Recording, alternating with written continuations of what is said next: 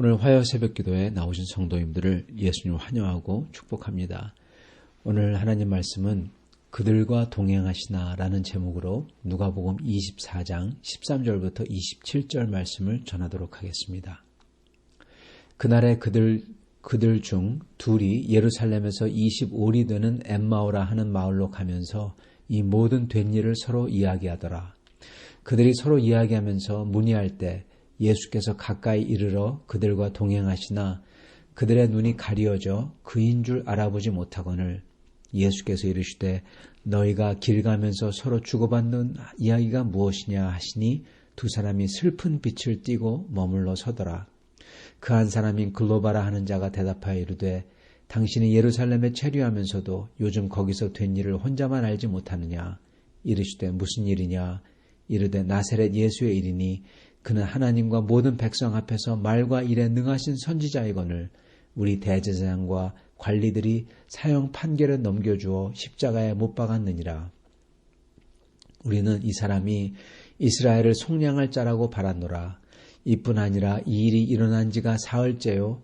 또한 우리 중에 어떤 여자들이 우리를 놀라게 하였으니 이는 그들이 새벽에 무덤에 갔다가 그의 시체는 보지 못하고 와서 그가 살아났다 하는 천사들의 나타남을 보았다 함이라. 또 우리와 함께 한 자 중에 두어 사람이 무덤에 가 과연 여자들이 말한 바를 같음을 보았으니 예수는 보지 못하였느니라 하거늘 이르시되 미련하고 선지자들이 말한 모든 것을 마음에 더디 믿은 자들이여 그리스도가 이런 고난을 받고 자기의 영광에 들어가야 할 것이 아니냐 하시고 이에 모세와 모든 선지자의 글로 시작하여 모든 성경에 쓴 바 자기에 관한 것을 자세히 설명하시니라. 아멘.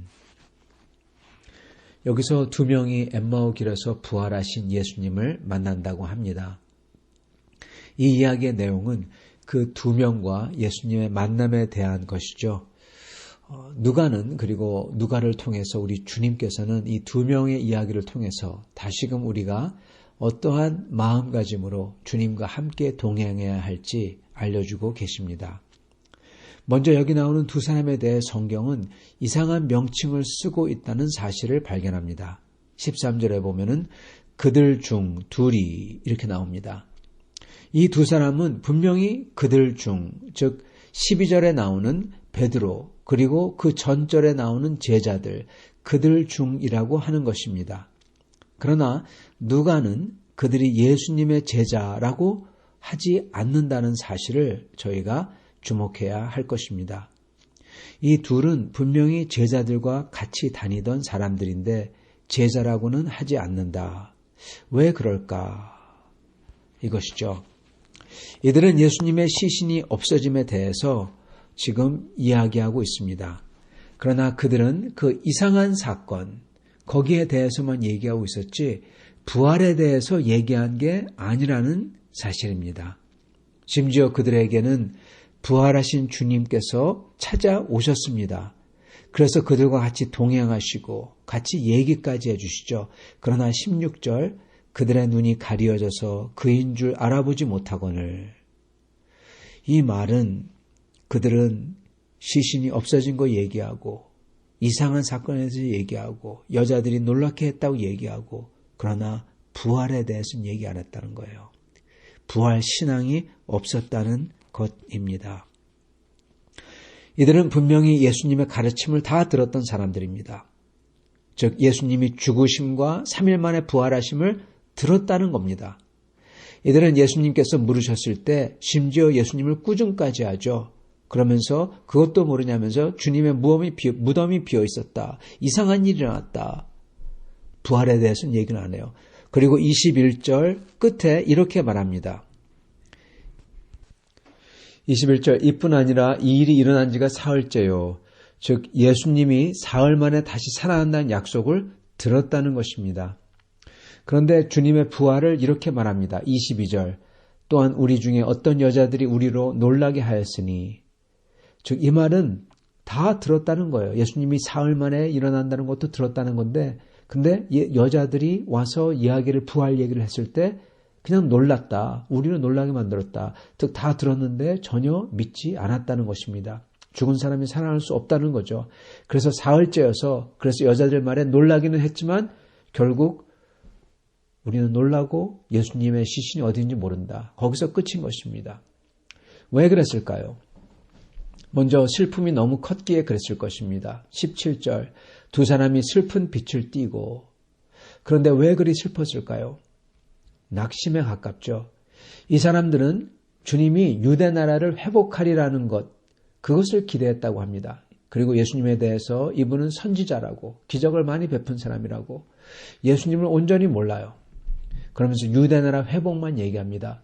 즉 이 사람들은 자기들이 원했던 인간 욕망을 가지고 믿었던 사람들이었다는 것입니다. 그래서 이 인간적인 꿈과 기대가 무너질 때 낙심한 거죠. 우리도 예수님을 이 세상의 문제를 해결해 주시는 분 아니면 나의 문제를 해결해 주시는 분으로만 기대한다면 주님의 십자가 죽음은 절망이고 내가 져야 되는 십자가도 낙심이고 그리고 심지어 주님의 부활마저도 내 마음에 들지 않는 섭섭한 것으로만 남게 될 수 있다는 것입니다. 주님의 십자가와 부활은 내 문제와 세상의 문제를 넘어서 영원한 생명과 하나님 나라를 주려고 하는 것을 저희가 알아야만 합니다. 그리고 지금 내 문제와 내 소망을 바로 거기에 이제 내가 곧 별 하나님 나라에 주님께서 주시는 거에 내 자신을 맞춰야 됩니다. 주님을 내한테 맞추는 게 아니라 내 자신을 주님 나라에게 맞춰야 돼요. 그래서 나의 삶과 내 소망과 내 꿈을 다시 재수정해야 되는 것입니다. 주님께서는 이 두 사람이 이것을 할 수 있도록 지금 설명해 주시고 말씀해 주시고 계신 것입니다. 이들이 또한 이렇게 믿지 않았다는 이유는 또 다른 이유는 지금 이 사람들이 너무나 큰 일을 당해서 주님을 보지 못하고 있는 것이죠. 군중들의 그 떼가 큰 목소리로 그 떼법이라고 하죠. 마음대로 재판해서 예수님을 십자가에 못 박은 게 지금 3일밖에 되지 않았어요. 이 사람들에게는 그것을 본 사람들에게는 주님이 살아나셨다는 여자들의 말과 빈 무덤이 그냥 이상하게만 들렸지 그 군중들과 십자가가 그것만 지금 크게 보이고 예수님의 부활의 약속은 지금 안 들리는 것입니다. 그 부활의 약속이 이루어진 것은 그렇기 때문에 믿지 않는 것입니다. 이들은 심지어 제자들인데도 불구하고 다 아는데도 그래서 주님을 보지 못하는 것이죠. 사랑하는 성도 여러분, 저의 삶에서도 방금 전에 일어났던 일, 3일 전에 일어났던 일, 우리가 감당할 수 없는 듯한 큰 일, 사건, 큰 슬픔과 그리고 저의 고난 이런 게 일어났을 때 저희는 하나님께서 역사하고 심지어 우리에게 찾아오신다고 하더라도 우리가 보기에 이렇게 엄청난 사건, 큰 슬픔 이런 것 때문에 우리의 눈이 멀어질 수 있다는 사실입니다. 하나님의 말씀이 그냥 먼 얘기처럼만 들려요. 하나님의 말씀도 먼 얘기 같아요. 남의 얘기처럼, 나와 상관없는 신기한 말처럼 그냥 신앙적인 말이지 지금 내 사실과 상관이 없는 사실과는 괴리가 있는 말처럼 들린다는 것입니다. 그러나 이 하나님의 말씀을 약속을 붙들고 기도하는 자는 그 모든 게 일어난다고 하더라도 그 모든 것을 그 약속에 맞춥니다. 마치 다윗이 그의 모든 상황이 사람들이 보기에는 전혀 불리하고 그리고 하나님의 약속과는 너무나 괴리가 있지만은 그렇지만 그는 하나님의 말씀을 붙들고 그의 위태위태한 삶을 살지만 결국 그 약속을 붙들어 승리했던 사람이 다윗입니다. 저희도 그렇게 말씀을 붙들어야 한다는 것입니다. 우리는 사실은 이렇게 큰 일이 일어날수록 더욱더 믿음의 눈, 주님의 말씀의 약속을 붙잡고 그 약속을 믿는 사람이 되어야 될 것입니다. 오늘 그런 반쪽짜리 믿음이 있는 자들에게 참 좋은 소식은, 복음은 주님께서 그런 반쪽짜리 믿음을 가진 자들에게 찾아와 주신다는 것입니다. 그리고 설명해 주시고 주의 말씀으로, 성령으로, 주님의 성경 말씀으로 깨닫게 해주신다는 것입니다. 오늘 이렇게 오셔서 우리와 같이 동행해 주시는 주님을, 그리고 말씀에서 알려주시는 주님을 저희는 만나야 하겠습니다. 우리는 다시금 다윗처럼 주님의 약속을 붙들음으로써 살아계신 주님을 만나며 성경 말씀을 붙들고 살면서 주님의 약속을 이루는 성도들이 다 되시길, 그래서 살아계신 주님을 보며 따를 수 있는 성도들이 다 되시기를 바랍니다. 아멘. 같이 기도하겠습니다. 살아계신 주님, 감사와 찬양을 드립니다. 저희가 저의 마음대로, 저희가 기대하는 것대로 주님을 믿으며 살다가 이 기대가 무너지거나 저희가 큰 일을 당할 때 주님의 말씀과 약속이 멀리게만 느껴지는 그러한 일이 일어나는 때가 있을지라 저희가 아옵나이다.